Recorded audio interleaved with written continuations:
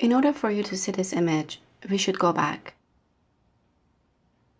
One day, I was reading an article about the public sculptures which were too much to bear and later removed from the public space. The statue of Zainuddin Zaidan's famous headbutt in the 2006 World Cup, made by the Algerian-French artist Adel Abdessamad, was one of the examples. In the 110th minute of the World Cup final match between France and Italy, Zainuddin Zaidan headbutted Marco Materazzi, knocking him to the ground. Zaidan received a red card and left the game, his final match playing as a professional football player. In a couple of frames, you can see the referee pass in front of Zaidan, seemingly unaware of the events. He does not catch the moment of the headbutt itself, but only witnesses it after in the replay footage. In the left corner, you can see the camera crew filming behind Zaidan. What we see does not match what the camera is capturing. I looked for all the published videos from that moment. The fraction of a second that all the spectators must have seen differently and similarly at the same time. I was watching the game live on television, and it was only after rewatching the video and following the chronology of the actions that the image of that moment started to develop for me like a long exposure. An after image longer than its conception. Here you can see the statue of Zaidan's headbutt installed in Paris. Originally made by Adel Abdessamad for his exhibition, it was later purchased by Qatar Museum authorities and installed on the corniche on Doha's main harbor. But the statue quickly faced many objections from conservatives, saying that the sculpture glorifies an act of violence, and it creates a bad image for the local youth. The sculpture was later removed and relocated to the Arab Museum of Art in Doha.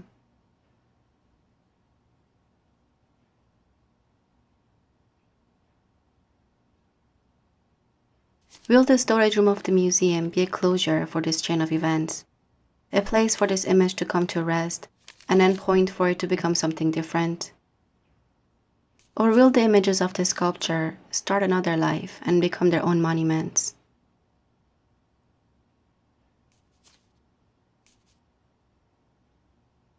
I started to collect all the images I could find from the statues in Doha and Paris, pieces of an event that have proven not to be bound by location.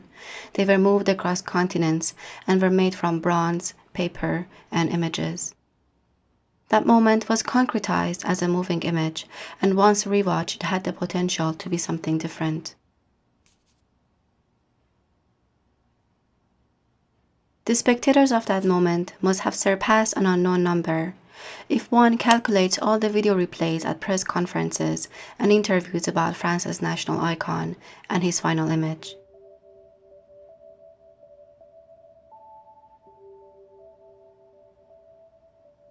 When images become things and materials of their own, they are more fragile, prone to reveal their vulnerability and latent story.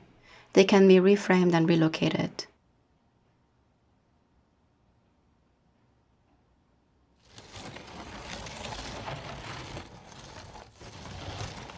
Was the image especially created by Zaidan? Can he be the author of the image and its after images? Sometimes for an act of image making, one does not need a camera. It is a collective action without a camera.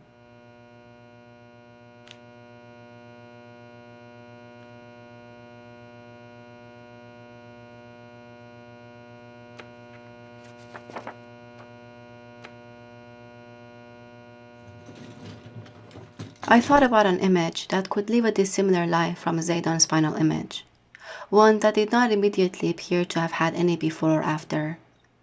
I looked for the product of a single frame, one that, unlike the countless images of Zaidan, the image maker and act of image making were both visible.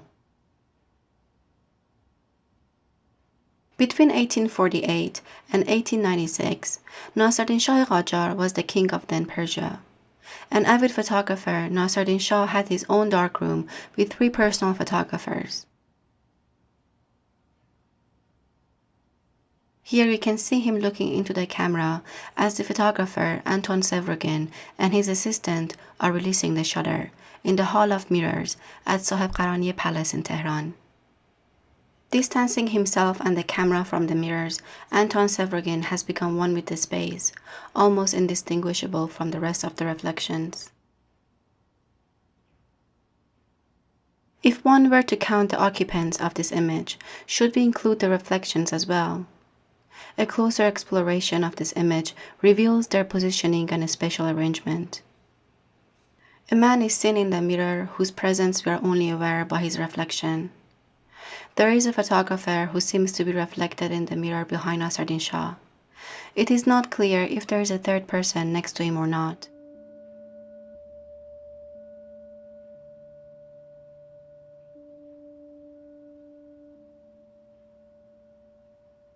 The only person sitting on the floor does not seem to be revealing his gaze, as he is holding a court document covering both his eyes and their reflection. The person on the right corner of the image must have seen his own reflection on the large mirror in front of him, as we are looking at his broken reflection in the mirror on his right side. The image repeats itself through the large wall mirrors as the protagonists of the image remain fully aware of the presence of the camera. Imagine if there were multiple shutters going off at the same time. Imagine if all the mirrors in the hall had produced an image of their own.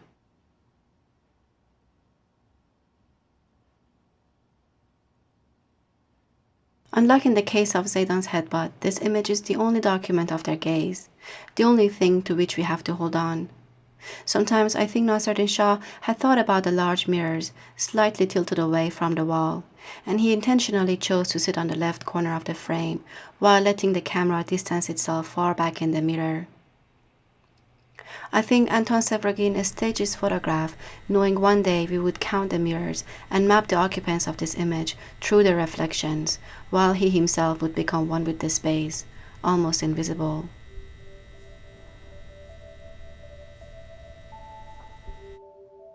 In another image, Nasruddin Shah is seen with the women of his harem, while all are gathered by him as he himself releases the shutter, all in the frame of a single mirror. Similar to the Anton Severgin photograph, this moment of collective gaze has remained singular and yet is part of a larger story of Nasruddin Shah and his obsession with photography. The presence of the camera in the middle of the frame is in contrast to the one in Anton Severgin's photograph, in which he has managed to become one with the space. Here the camera and the bodies are almost indistinguishable.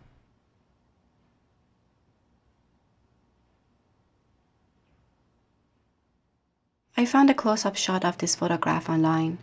Some are looking into the reflection of the camera in the mirror and some at their own reflection, while for some it is not clear in what direction they have fixed their gaze. The blurred figures must be an indicative of a long exposure.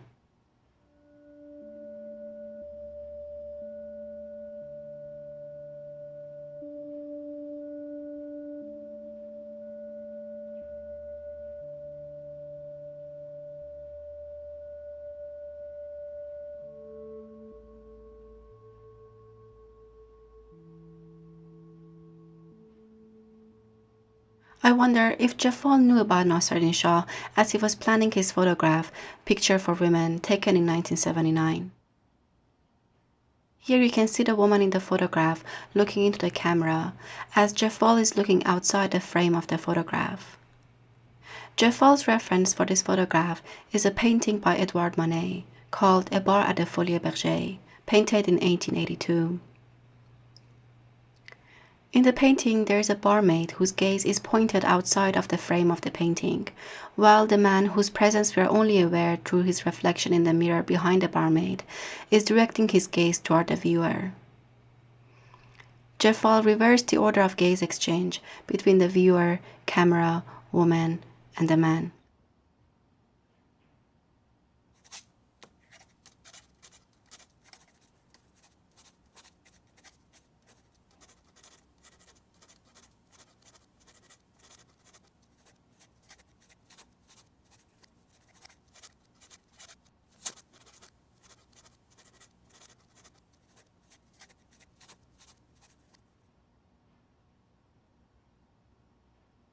Unlike Zaidan's image, in both images the act of image making is in the center of the frame with no effort to conceal the presence of the camera. Here what we see is what the camera is capturing, and we are the spectators of the image and at the same time being watched by its occupants. Sometimes I think Nasruddin Shah understood the reversal of the gaze exchange within and outside of the frame better than Jafar. But if Jafar returned to the bar at Folie Bergère, to where or to whom did Nasruddin Shah return? Or maybe that was the starting point itself.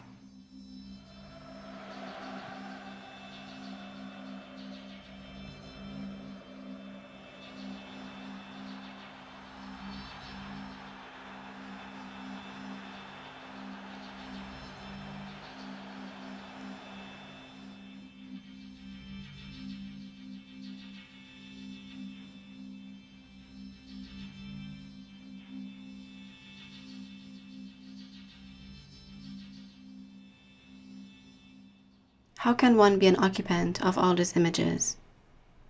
What if I reposition them once again, adding one more reflection to the installation? Perhaps they did have an afterlife, after all.